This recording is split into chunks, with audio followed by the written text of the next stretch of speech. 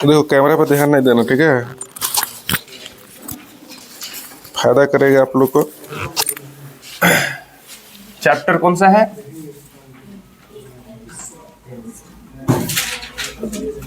Eight ना?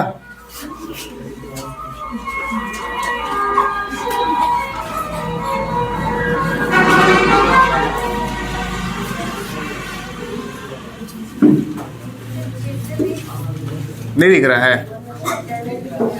हैं? ऊपर लिखा गया है, यहां दिख रहा है, यहां दिख रहा है।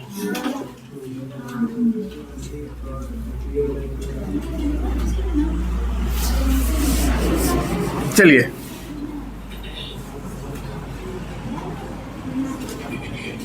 है ना? त्रिकोणमिति। इस अध्याय में एक समकोण त्रिभुज के तीनों कोणों के बारे में अध्ययन करना है। और कौन से त्रिभुज के बारे में? समकोण त्रिभुज। समकोण त्रिभुज।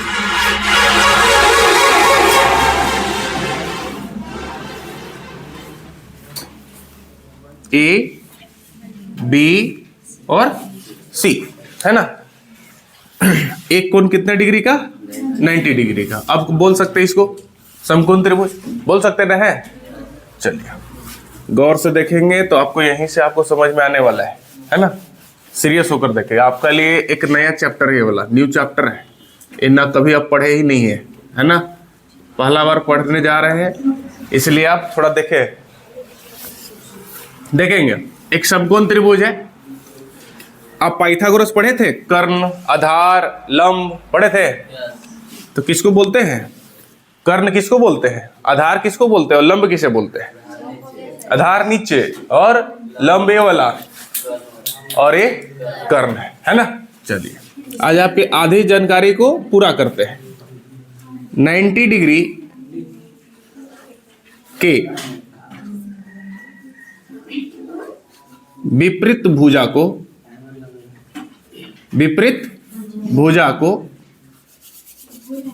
कर्ण कहते हैं। पहचान नहीं आएगा? 90 डिग्री का विपरीत यही ना है, इसे क्या कहेंगे? कर्ण कहेंगे। जिसको इंग्लिश में करते हैं हाइपोटेन्यूज, जिसको शॉर्ट में बोलते हैं एच। ठीक है, कोई एंगल ले लेते हैं हम यहाँ पे थीटा। क्या ले लेते हैं? एंगल। अरे 90 के अलावा कुछ तो एंगल रहेगा ना?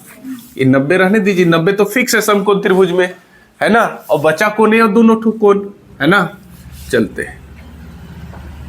थीटा क्या बोलते इसको? थीटा, नॉट कॉल पीठा ना। थीटा के विपरीत भुजा को लंब बोलते हैं। आप ध्यान दीजिए ना, हो रहा हो। आप यहाँ बोर्ड पे ध्यान दीजिए, नहीं भी हो रहा होगा तो कोई दिक्कत नहीं है ना? उससे कोई लेन देन नहीं है। थीटा के विपरीत भुजा को लंब कहते हैं। तो लंब ये वाला हुआ, क्या बोलते हैं इसको? परपेंडिकुलर। डिनोट किससे करेंगे? पी से। क्लियर है ना? शेष भुजा को आधार कहते हैं। शेष भुजा को आधार कहते हैं। मतलब ये वाला आधार हुआ कि नहीं? अभी क्या बोलते हैं इसको इंग्लिश में? बेस। क्या बोलते हैं? डिनोट किससे करेंगे? बी से। बात समझ में आया? 90 के विपरीत भुजा को कर्ण कहते हैं, जिसे हम एच से डिनोट करेंगे। और 90 के अलावा जो दो ठो कोण है ना, वहां पे एक एंगल थीटा है ना? तो उस कोण के विपरीत वाला को लंब और शेष बचे भुजा को आधार कहते हैं। ठीक है, पहला। दूसरा, यहां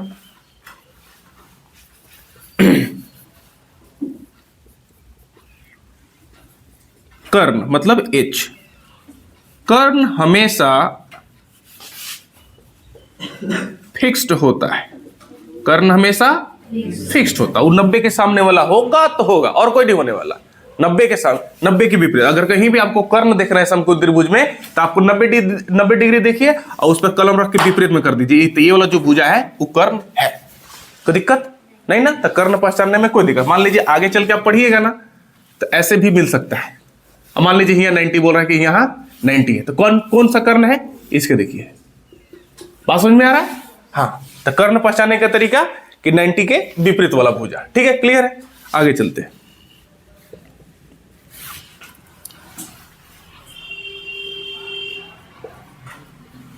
कोण मतलब थीटा।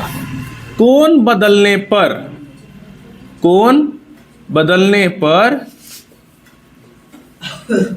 लंब और आधार बदलते हैं। याद रहेगा, अगर ये वाला एंगल चेंज होगा, अभी यहां है तो ई लंब है, यहां रहेगा तो ई लंब हो जाएगा। बात समझ में आ रहा है? तो कोण बदलने पर लंब और आधार बदलते रहते हैं। आइए बताते हैं आपको कैसे बदलेंगे से। केस वन, समकोण त्रिभुज ए बी सी, ए हो गया है ना। अगर हम आपसे पूछे कि कर्ण कौन सा हुआ, ये वाला हुआ कि नहीं, अब बोलते हैं कि अगर हम एंगल यहां लिए ना है, पढ़ो फिर से कि थीटा के विपरीत वाला कौन है, लंब है बाबू। तो ये वाला लंब हो गया, ये वाला आधार हो गया। बात से क्लियर है? केस 2, ये समकोण त्रिभुज है ए बी सी, ये तो 90 के विपरीत वाला एच। अगर हम एंगल यहां ले ले, तब लंब कौन होगा, ए थीटा के विपरीत। बात समझ में आ रहा है? और ये वाला है, कोण बदलने पर लंब और आधार बदलते हैं। मतलब P और B डिपेंड किस पे करेगा, थीटा पे। किस पे डिपेंड करेगा, थीटा पे, है ना। थीटा जहां रहेगा उसका विपरीत में देखिए तो लंब बताएगा, 90 के सामने देखिए तो कर्ण बताएगा। और जब 3 भुजा में 2 मालूम हो गया, तो जो शेष बचा उसे हम क्या कहेंगे, आधार कहेंगे। दोनों में कोई तकलीफ है नहीं ना। एच हमेशा आपका फिक्स रहेगा, और इस जो एंगल दिया है उस एंगल पर डिपेंड करेगा कि आपका लंब कौन होगा और आधार कौन होगा। तो पहचानने का आसान तरीका, जहां थीटा है उसके विपरीत में देखिए तो हो जाएगा लंब, और बाकी बात बचेगा वो आधार। क्लियर है? एक आप पढ़े होंगे लंब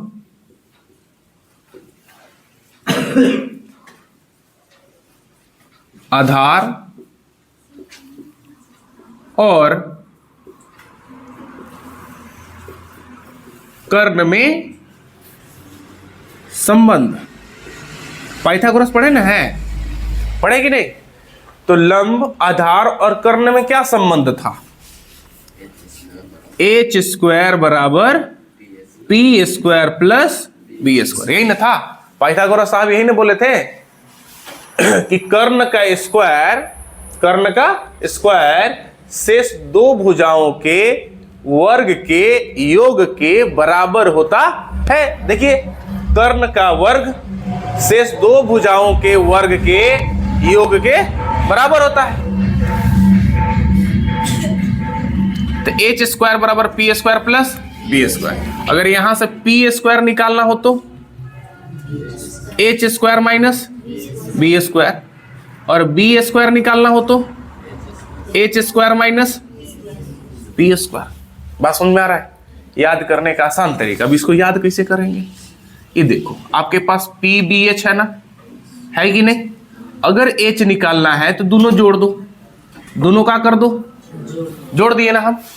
अगर एच के अलावा किसी और को निकालना है, मान लो पी को निकालना है या फिर बी को निकालना है, उसको एच में से दूसरा को घटा दो, एच में से घटाओ। यहां पी है तो यहां बी लिखो, यहां बी है तो यहां बी लिखो। हुआ कि नहीं हुआ है? अगर एच निकालना है तो पी और बी को जोड़ो, बाकी बात पी को निकालना चाहे बी को निकालना, एच में से क्या कीजिए, घटा दीजिए, ये चीज आपका निकलेगा। कोई दिक्कत है?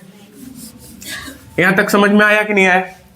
फिर से समझिए, समकोण त्रिभुज है ना, यहां 90 डिग्री बना है, 90 के सामने वाले को क्या बोलते हैं, कर्ण बोलते हैं, है ना, कर्ण बोलते हैं। फिर एंगल हम यहाँ थीटा लिए तो थीटा के विपरीत भुजा को क्या बोलते हैं, लंब बोलते हैं, और शेष भुजा को क्या बोलते हैं, आधार बोलते हैं। यहां तक हमको समझ में आया कि ये तो फिक्स होता है, लेकिन लंब और आधार बदलते रहेगा। मान लीजिए कि अगर यहाँ हम लिख रहे हैं कि थीटा के सामने वाला लंब, तो ये थीटा हम यहाँ भी तो लिख सकते हैं, तो इसके भी विपरीत वाला लंब हो सकता है। इसलिए बोले कि लंब और आधार फिक्स कभी नहीं होता, वो हमेशा बदलते रहता है। किस पर डिपेंड करेगा?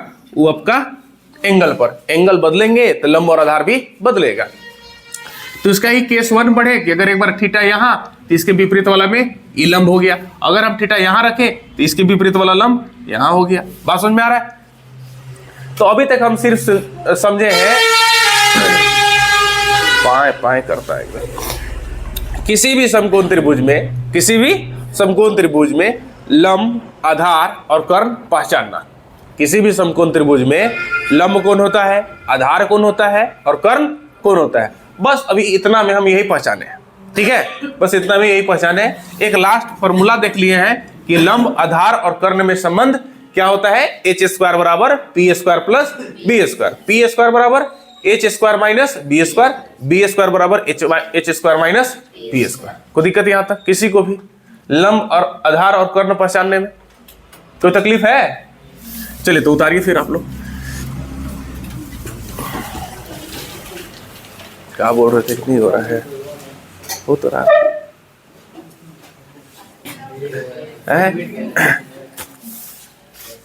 गति के 3 समीकरण में पहला समीकरण कौन, v बराबर u प्लस एटी।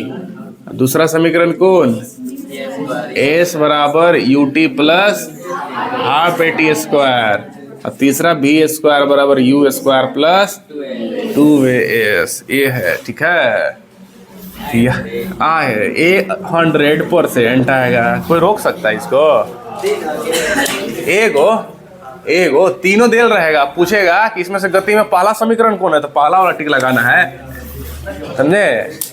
हाँ, इसको वेग समय ग्राफ भी बोलते हैं, वेग समय समीकरण भी बोल सकते हैं, ठीक है, वेग स्थिति समीकरण, है ना, वेग स्थिति समीकरण या स्थिति समय समीकरण। स्थिति इसको, समय इसको, वेग समय, वेग स्थिति, है कि नहीं? इस प्रकार से क्वेश्चन पूछेगा वहां।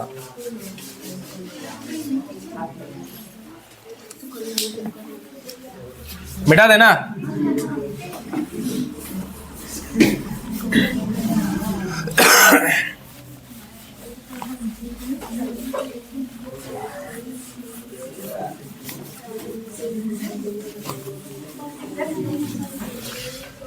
चलिए,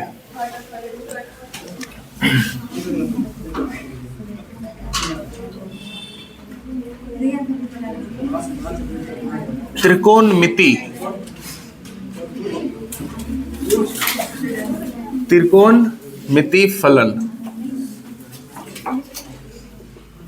6 होते हैं, है ना। त्रिकोणमिति फलन कितने होते हैं? 6 होते हैं।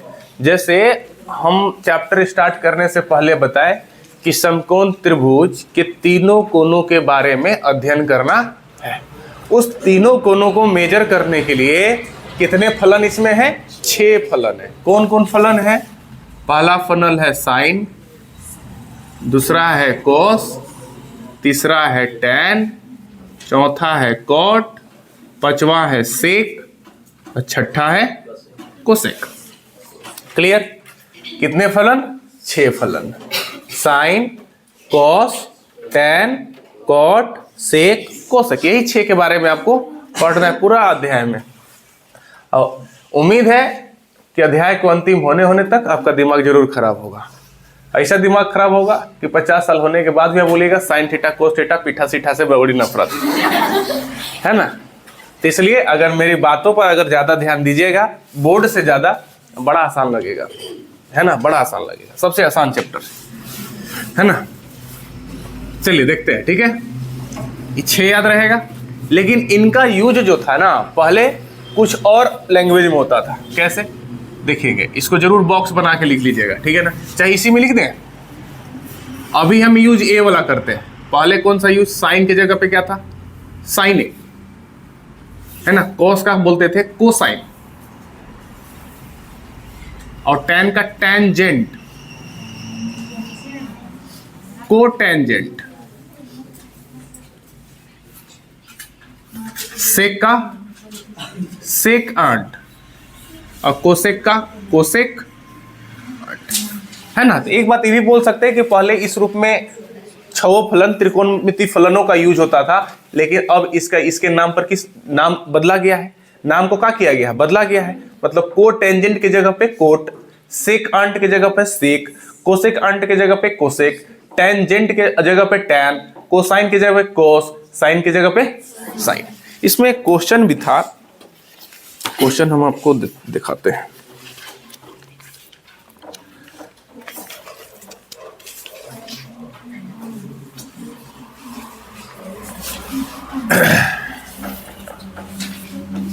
याद रखिए ना, इसका हिंदी नाम लिख दें।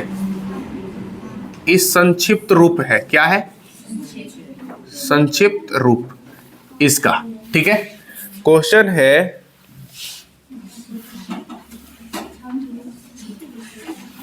कोस ए कोण ए के कोसेक एंट के लिए प्रयुक्त एक संक्षिप्त रूप है। संक्षिप्त रूप है, हाँ या ना, ट्रू फॉल्स बताइए। कोसे जो है कोसेकेंट का संक्षिप्त रूप है? नहीं ना, कैसे नहीं। कोसे जो है, कोसे किसका संक्षिप्त रूप होता है, कोसाइन का। यहाँ कोसेक आंट लिखा है, तो कोसेक आंट और कोसे एक दूसरे का संक्षिप्त रूप है नहीं ना, तो यहाँ पे कौन टिक लगेगा, फॉल्स लगेगा। याद रखना है, साइने का संक्षिप्त रूप साइन, कोसाइन का संक्षिप्त रूप कोस, टेंजेंट का संक्षिप्त रूप टैन, कोटेंजेंट का संक्षिप्त रूप कोट, सेक आंट का संक्षिप्त रूप सेक, कोसेक आंट का संक्षिप्त रूप कोसेक। 1 नंबर आता है, 1 मार्क्स, है ना, 1 मार्क्स। तो याद रख सकते, कोट कोट, सेक सेक, कोसेक कोसेक, टैन टैन, कोस कोस, साइन साइन। कर सकते ना, है बिल्कुल कर सकते हैं, कोई दिक्कत नहीं ना। आगे चलते हैं। तो इसमें से हमको 2 चीज हम लोग को मालूम चला, त्रिकोणमिति फलन 6 होते हैं और उसका संक्षिप्त रूप क्या क्या होता है सो जान गए, है ना। अभी 6 फलन को ना, 6 फलन का कुछ परिभाषित कि साइन क्या होता है नहीं होता है देखने, हम डिनोट करेंगे इस चीज से। त्रिकोणमितीय अनुपात, त्रिकोणमितीय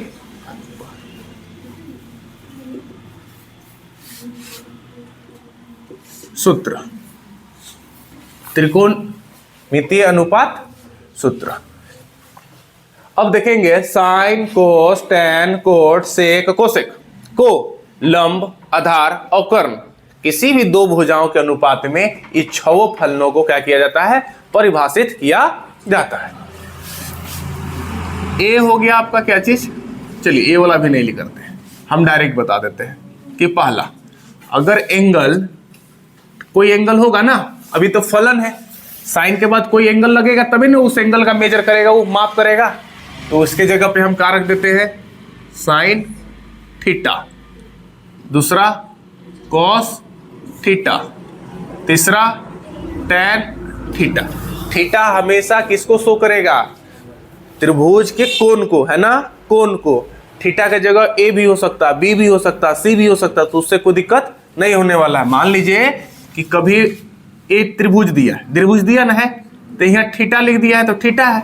मान लीजिए थीटा ना लिखा हुआ रहता का लिखा हुआ रहता, यहाँ पे सी लिखा हुआ रहता, तो कोई दिक्कत थोड़ी ना है। इस सी का मतलब क्या है कि साइन यहां से मेजर कर रहा है, सी है कि नहीं। बाद वाला सारा के सारा किसको डिनोट करेगा, किसको प्रदर्शित करेगा, कोण को, चाहे हुआ थीटा हो चाहे एबीसीडी कोई भी हो। तो साइन के बाद वाला कौन है, सी है। तो त्रिभुज में जाइए, सी कहां पे है, यहां पे। तो सी के विपरीत पी, 90 के सामने एच, और बाकी बात बच्चा सो बी। क्लियर हुआ कि नहीं। हाँ, थीटा थीटा और थीटा। मान लीजिए थीटा यहां पे है, मान लिए ना। अब देखिए sine theta is equal to होता है लंब बटा में कर्ण। क्या होता है, लंब बटा कर्ण, जिसको डिनोट करेंगे आप P बटा H से। कोस थीटा होता है आधार बटा में कर्ण, B बटा में H। और टेन थीटा का मान है लंब बटा आधार, लंब बटा आधार। क्या बोलेंगे, P बटा B। कोई दिक्कत, कोई दिक्कत है, दिक्कत तो होगा, याद तो करना पड़ेगा आपको। साइन थीटा बराबर P बटा H, कोस थीटा बराबर B बटा H, टेन थीटा बराबर P बटा B। चलो अच्छा, 3 ठो याद करना पड़ेगा, 3 को नहीं करना पड़ेगा। खुश है, हाँ हाँ हाँ हाँ करो। साइन को उल्टा हम बोल दिए कोसेक थीटा, साइन का उल्टा। अब याद कर लो, याद करो, साइन का उल्टा कोसेक। इस 6 फार्मूला से, 3 फार्मूला से त्रिकोणमिति का हर एक फार्मूला आपको याद करवाएंगे। लेकिन ये बतवा याद रखोगे कान में तब कि साइन का उल्टा कोसेक, है ना, साइन का उल्टा कोसेक। बोल नहीं रहे हैं, करके दिखाएंगे। H बटा P पलट दिए ना, पलटे कि नहीं पलटे इसको। तो साइन का उल्टा कोसेक, कॉस के उल्टा अरे ला गले में फंस गया, कॉस के उल्टा सेक, उल्टा करेंगे तो कितना, H बटा B। और टेन के उल्टा कॉट, कितना हो गया, B बटा B। याद रहेगा, याद रहेगा कि नहीं। हमारा विश्वास नहीं आप लोग पर। ये ऑथेंटिक नहीं है ना, ऑथेंटिक इंफॉर्मेशन ना है, हम पहले बता रहे हैं। ये बस याद करने का एक टेक्निक है ना। तो इसको ज्यादा ढोक कर ना चलना है। ये सब, ये जो हम बता रहे हैं ये याद कराएगा। इस अध्याय का पूरा सूत्र जो है आपको याद करने में सहायता करेगा। तो इसको याद करना बड़ा इंपॉर्टेंट है ना। हाँ, साइन थीटा का उल्टा कोसेक थीटा, कोस थीटा का उल्टा सेक थीटा, और टेन थीटा का उल्टा कोट थीटा। याद रहेगा, है ना। इसको उतारो आप।